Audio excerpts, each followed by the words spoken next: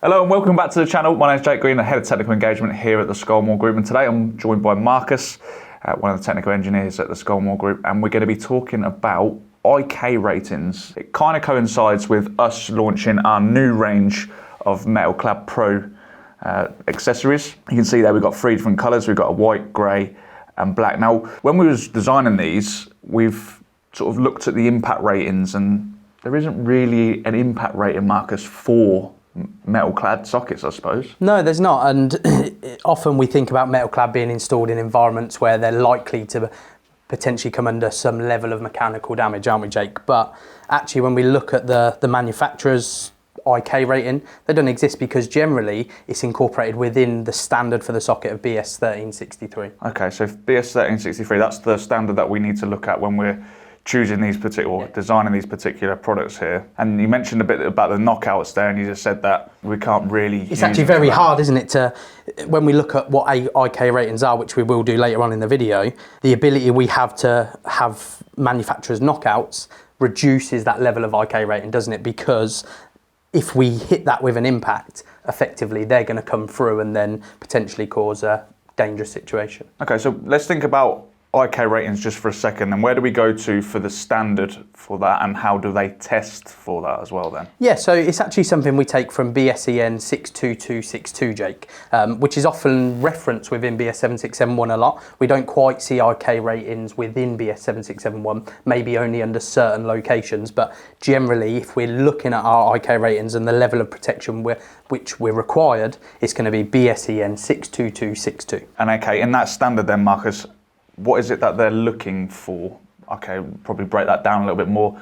What is it that they're actually testing? How do they do the test? Yeah, so what they'll do is they'll test levels of IK rating, and that generally goes up to IK 10. So if we think about IP ratings, it's very familiar, isn't it? Yeah. That IP, but now we have IK and K, meaning effectively kinetic energy. And what they'll do is they will test surfaces and they will drop different levels of weights from different angles and from different heights onto these products, and that will then test the IK rating. And then we can go on and pick a manufacturer's product based on the environment we're installing in, which may need that IK rating. So then, Marcus, you mentioned that it doesn't specifically state in 7671 about IK ratings, but it does mention something slightly different, doesn't it? It does, Jake, and we look in Appendix 5, then we can look at codes for the external influences, and it actually gives us AG1, AG2 and AG3, which serve a low severity, medium severity and high severity of impact protection from a product. However, it doesn't give us a table with IK ratings as such. Again, we go to BSEN 62262 for that. However, when we look at special installations or locations, there are locations where, in fact, BS 7671 will state an AG rating, so let's say an AG2 medium severity, and then it will also give you an IK rating, which should comply from. And then we can check what the joules for that IK 8 would be, and then we can pick a product based on that for the special installation. Okay, so some examples then would be PV systems, perhaps. Yeah, so you've got the panels on there that are probably going to need some sort of impact rating. You've got the inverter again, something that's going to need some additional level of impact.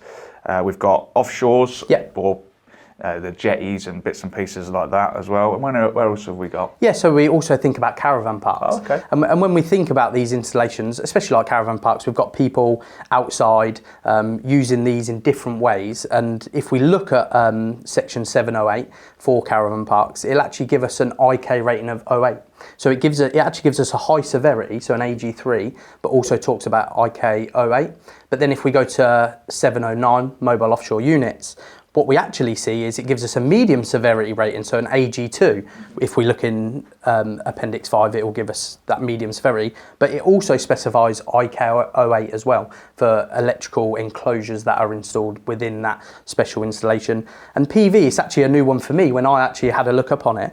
Actually an IK 07, so a lot higher than maybe I first thought, and that gives us a medium severity as well. So when we're looking at the severity, it doesn't necessarily tell us an exact IK rating, but it gives us an idea that BS 7671 recognises them installations to have a level of severity, and then it will dictate to us what IK rating we should be installing. Okay, now we've got a couple of products out in front of us here. We can see we've got a light.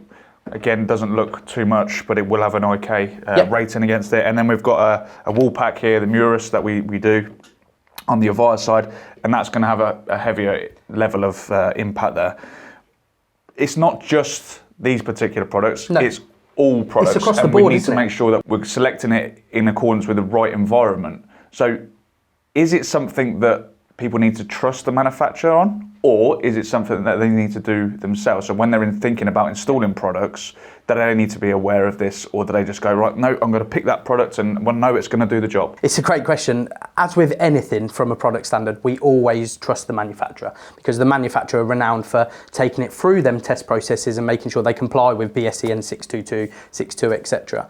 But it's a very good point you raise, because as electricians, we don't tend to think, oh, we've got this special installation. I know I need ICO 8, or I know I need a medium severity of impact rating. So I don't go and then say, right, I'm going to buy one of the products, I'm going to take it home, I'm going to get my hammer out, I'm going to drop my hammer from high heights at different angles, smash it up and see if it's acceptable. Like you said, we trust the manufacturer that they have gone through the correct process of being IK rated to what they state it is on the packaging. So just bringing it back then to Metal Clad Pro, we've already mentioned about BS 1363 and saying that these don't have a particular IK rating. There is a part in there in a section in the standard. Do we know that these are more durable just by the selection of materials, Marcus? Yeah, definitely. It's one of them things, isn't it? It almost comes to a little bit of common sense in terms of we're installing something, let's say within an industrial setting where we have forklift trucks, we have heavy machinery operating. The level of material, we know that steel is going to be a lot stronger than plastic. So again, we pick it for that specific environment.